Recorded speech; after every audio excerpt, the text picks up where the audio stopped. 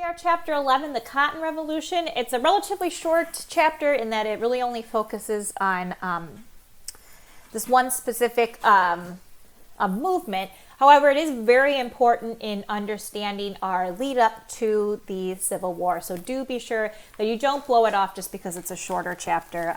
Pay attention to these important developments. So the time period before the Civil War is a time of extraordinary change for the South, a time which really defines the region of the South and defines the South and their role in American society. Between the 1830s and 1861, that's the start of the Civil War, in case you didn't know, the American South expanded in wealth and population, and it became an integral part of an increasingly global economy. World economy is really coming together in terms of trade, and the South is right there along with it. The South is engaging in new technology and trade routes. They are seeking to upgrade their traditional and culturally ingrained practices, such as slavery and agricultural production, and integrate it into a modernizing world. So, beginning in the 1830s, merchants from the Northeast, Europe, Canada, Mexico, and the Caribbean all flocked to southern cities in order to set up trading firms, warehouses, ports, and markets. And because of that, a lot of southern cities become very important. Richmond, Charleston, St. Louis, Mobile, Savannah, New Orleans, these cities all doubled and sometimes tripled in size and also in their global importance. The population of those cities, therefore, became more cosmopolitan, more educated, wealthier, and distinct social classes start to emerge in the South, which we will discuss.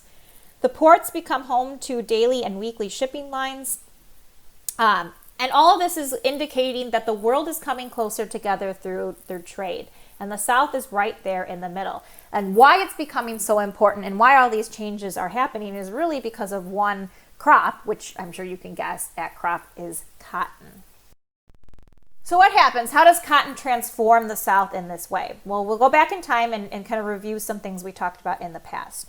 So the Chesapeake Bay region, which is really like Maryland, Virginia, the area there on the map, kind of the original, Virginia, of course, being the original British colony and the most important state following the Revolution.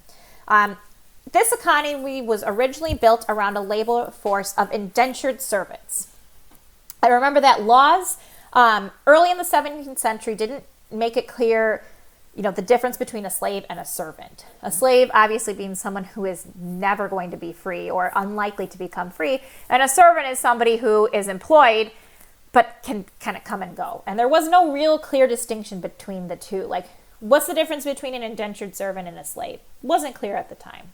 And most of these slaves and indentured servants are working on tobacco plantations. Remember, tobacco is the crop that made Virginia a profitable economy originally. This changes early in the 18th century, in which we see the development of slave codes, which made the distinction that black people and their children were the lifetime property or chattels of their white slave owners, whereas indentured servants were people who would eventually become free. So that's when the distinction started to come about, and that's something we talked about in an earlier chapter. So eventually, over time, we know the use of indentured servant falls out of practice and is replaced with the lifetime servitude of black slaves. However, slavery faced actually an uncertain future starting in the 1790s, and it's actually the case that a lot of people thought that it was just going to die out on its own, and a lot of people actually wanted that to happen. The tobacco market, which is funding much of the plantations of the Chesapeake region, faced a huge downturn before the Revolution that continued to decline after the war. And because of that, slave labor became less necessary because it wasn't profitable to grow tobacco anymore.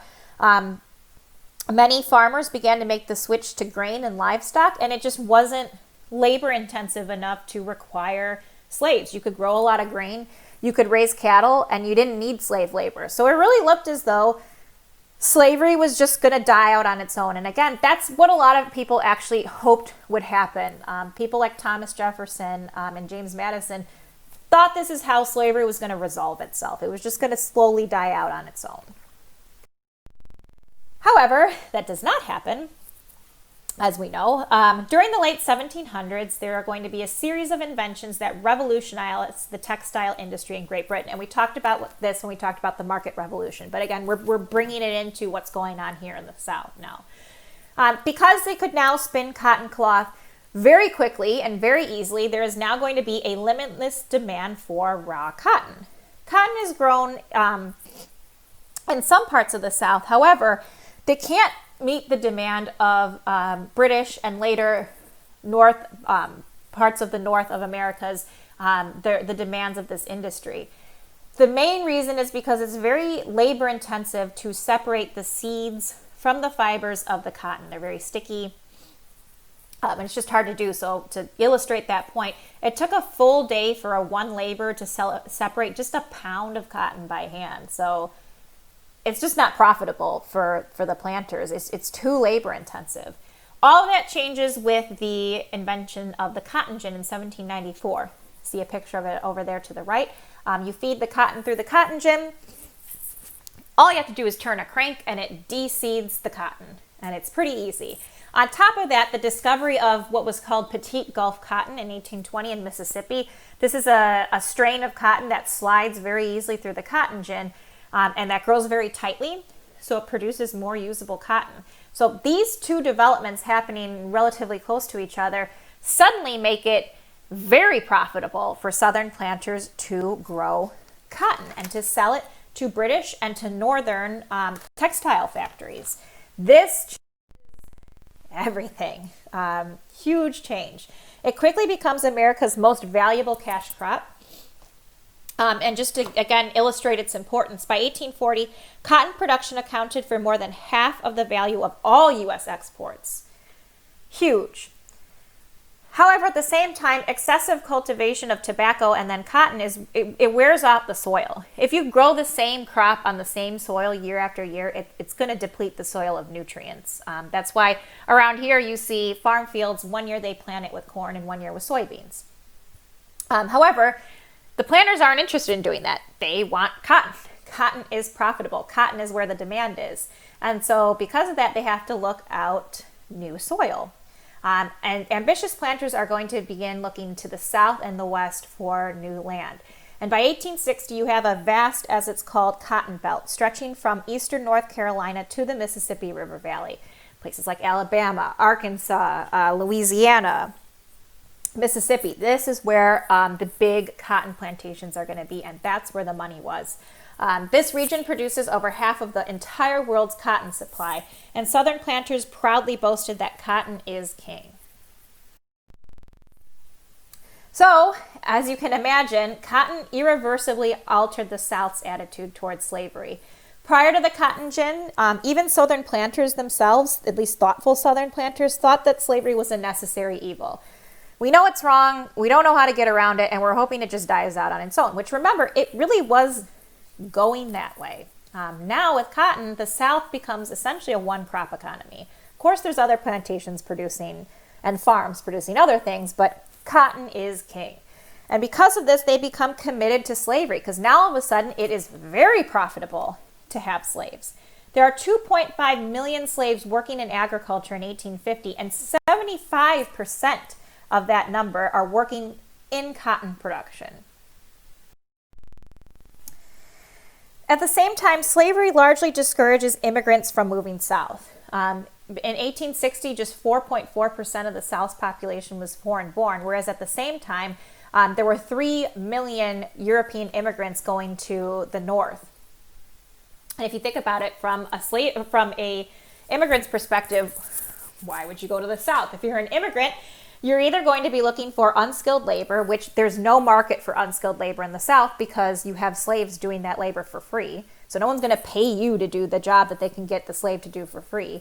And at the same time, if you have the means to become a farmer yourself, why would you go to the South where you're in competition with these large plantations and you're not going to really be able to keep up? So it doesn't make any sense. The South, in the meantime, is devoting more resources to growing cotton. It's all about cotton. I can't stress that enough. And because of that, the region lagged behind the North in trade and manufacturing. And Southern farmers were forced to purchase finished goods under a credit system that constantly kept them in debt and starts to breed resentment towards the North. It also slows urban growth. So some cities are booming because they're becoming centers of the cotton trade. You need a place to take your cotton and to sell it on the global market. And so those cities I mentioned at the beginning are going to be growing. But other than that, it's pretty slow in terms of urban growth in the South. Most Southerners lived on very widely dispersed farms and plantations. It's also creating class distinctions in the South. So the first that we'll talk about in terms of white society in the Old South are the planters. And it's kind of become like popular in our imagination to assume that all white people in the South were planters, and that couldn't be further from the truth. The planters only made up 4% of the South's adult white male population. However, they are a very small but very powerful group, and they dominated economic and social life. So that's why everybody just assumes everybody who was white in the South at the time lived in a plantation like you see there on the right with the big white columns and owned a ton of slaves. Again, it's only 4% of the population, very small. However, they are the ones who owned more than half of all the slaves, and they are the ones harvesting the most cotton and tobacco. Obviously, that's how they're so wealthy. So this image of a fatherly planter living in a white column mansion really represents the Southern way of life. A way of life that valued tradition, honor, and refined manners. And it's a way of life that is going to be so important and so ingrained in the psyche of the South that it's going to take them all the way into a civil war. But again, a majority of people do not live in giant plantations and own a bunch of slaves. A majority of white farmers are what we call independent yeoman farmers who owned few but probably no slaves. This is the vast majority of white people in the South. They are the majority, but they don't set the political and social tone. That they defer to large planters, and that's because many of them aspired to be large planters themselves. But they were far from it. As you can see in the picture to the right, it clearly indicates a pretty large divide between the two. And then you have poor whites. This is 25 to 40% of the Southerners. They are unskilled laborers who owned no land and no slaves. They lived largely in the backwoods, scratching out a meager living doing odd jobs. And so it's interesting. So they don't own slaves and they resent the planters, but at the same time, they still supported racial divisions because this enabled even the poorest whites to at least feel superior to blacks, even though their living conditions are really not much better off than the slaves. They're better off in that they're free, of course, and that the law treats them with a distinct privilege that it doesn't even to free blacks in the South. But in terms of their living conditions, they're not doing great. And it's interesting because so they're not doing great economically, and one of the reasons they're not doing great economically is that the institution of slavery is not only morally wrong, but it also hurts whites who can't own slaves. So consider, you are not wealthy enough to own slaves. You're not wealthy enough to own your own land. What can you do to earn money? And what you can do to earn money is very limited because of slavery. So for the same reason why you don't have immigrants coming to the South, if you're a poor white in the South, you don't have as many opportunities because there's slaves who are doing the jobs that you would do for pay, and they're doing it for free. Just think about this example. So for a lot of immigrants coming into the North, a lot of young girls, young teenage girls would enter into domestic service. This was a big way in which you could earn money and stable employment. You might be a maid, etc., a personal maid or a chambermaid, whatever it might be. So this would be a way for you to learn a living and contribute money to your family. Well, if you're part of a poor white family in the South, you're not going to find work as a maid because anyone who has the money to afford a maid can afford a slave, and the slave's going to do it for free. So they're not going to pay you to do that job. So it's actually hurting them. So even if you consider that they didn't feel a moral objection to slavery, the economic self-interest doesn't support slavery either. But yet, they still cling to the idea that there should be slavery. It doesn't really make any sense except for the fact that, again, it gave them that sense of supremacy. And because of this, it softens the class distinctions. It makes them feel they're resentful towards the planters because they're rich, and they're never going to be that rich. But at the same time, they're white, and they share that whiteness. And so that softens those class distinctions that really were a lot more prevalent in the North. So let's focus more specifically on slavery. The African slave trade was allowed in 1808. So what that means is no new slaves from Africa can be brought in. You can still trade slaves internally within the country, and they did that a lot, as you can see that picture of the right of a slave market in New Orleans. Because the cotton economy is still expanding, the slave population does as well. In the half century before the Civil War, you see an increase from 1.2 million to 4 million slaves. And because the importation of slaves is now outlawed, this is due to natural population increase of American-born slaves. And remember, the spread of the cotton plantations into the Deep South hastened a major change in the movement and the distribution of slavery. So to illustrate that point, in 1790, planters in Virginia and Maryland, those are the Chesapeake states we talked about, owned 56% of all slaves. So a majority of slaves in 1790 lived in those two states. However, during the 1800s, the Chesapeake planters sold 700,000 slaves to planters in the Cotton Belt. So that's the states to the south and the west. By 1860, only 15% of slaves lived in Virginia and Maryland, whereas over half of them lived in the Deep South. So there's this huge movement of slaves from those Chesapeake states into the Cotton Belt of the South and West. Because of this, the domestic trade in slaves uprooted families. However, slaves were still largely able to maintain strong kinship networks, despite the fact that you could be sold at any time and sold away from your family. And it created a separate African American culture in which religion played an important role. Spiritual songs let slaves express sorrow, joy, and hopes for a better life.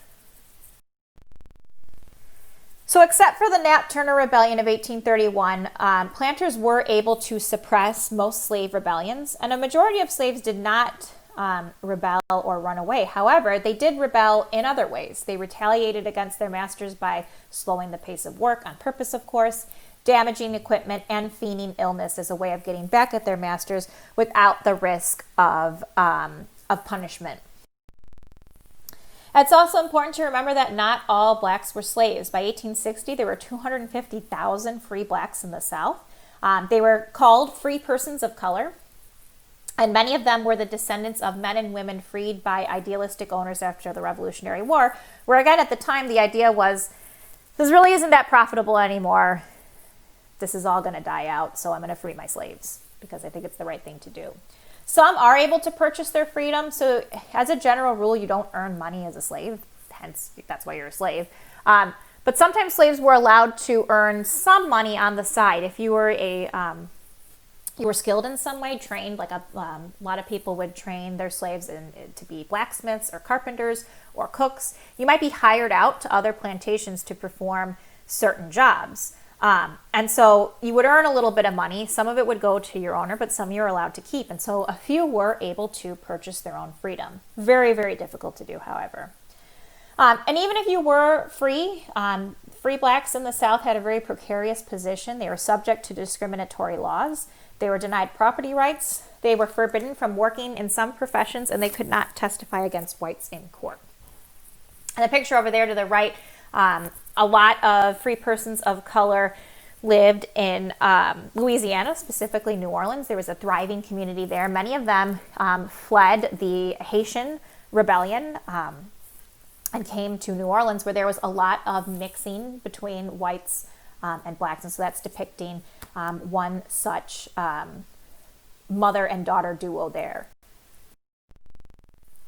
So cotton not only changes the distribution of slaves, it also changes attitudes towards slavery. So remember, the late 1700s, slavery was seen as a necessary evil.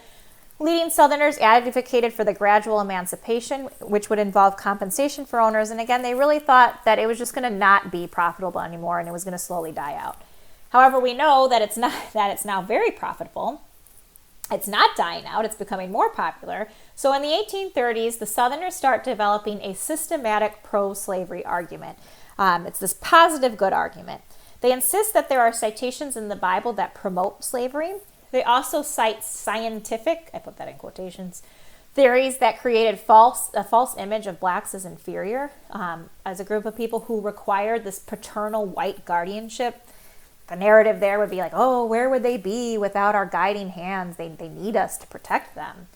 And they warn that abolition will also ruin the South's economy, which, because of cotton, is now thriving, and destroy that Southern way of life. Remember, the planter class defines what that is, that the Southern way of living, of refined manners, of honor. And if you take away slavery, the idea is somehow all of that will go away.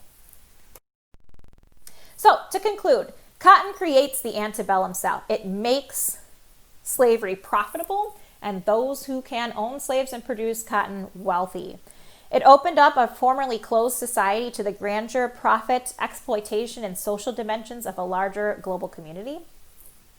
And the South and the world benefited from the Cotton Revolution. So remember, we talked about this when we talked about our chapter of the Market Revolution. The North might think that they're better because they don't technically have slaves, but they're profiting from slavery. If you're working in a textile mill, or you're in any way connected to the textile mill, or if you're buying cheap cotton from a textile mill, you are supporting Southern slavery. So your hands are not clean here. And the same is going throughout the world, because we're not just selling our cotton to northern factories. It's going to Great Britain, and it's going to other places as well. We're producing half of the world's cotton. So everybody who's buying this cotton is in some way involved. As a result, slavery is remaining in the United States, and it's very strong. The internal slave trade is growing to new heights, and this allows many questions to remain. The main question being, what's going to happen if slavery comes under threat? And we talked in the last chapter about a growing abolition movement. So slavery is coming under threat. What's going to happen? Well, we know what happens. We have to resort to a civil war to free the slaves in the South. So, chapter question here: the increased cultivation of cotton completely transformed the South. What were the most important changes it brought about? Explain your answers. And so we end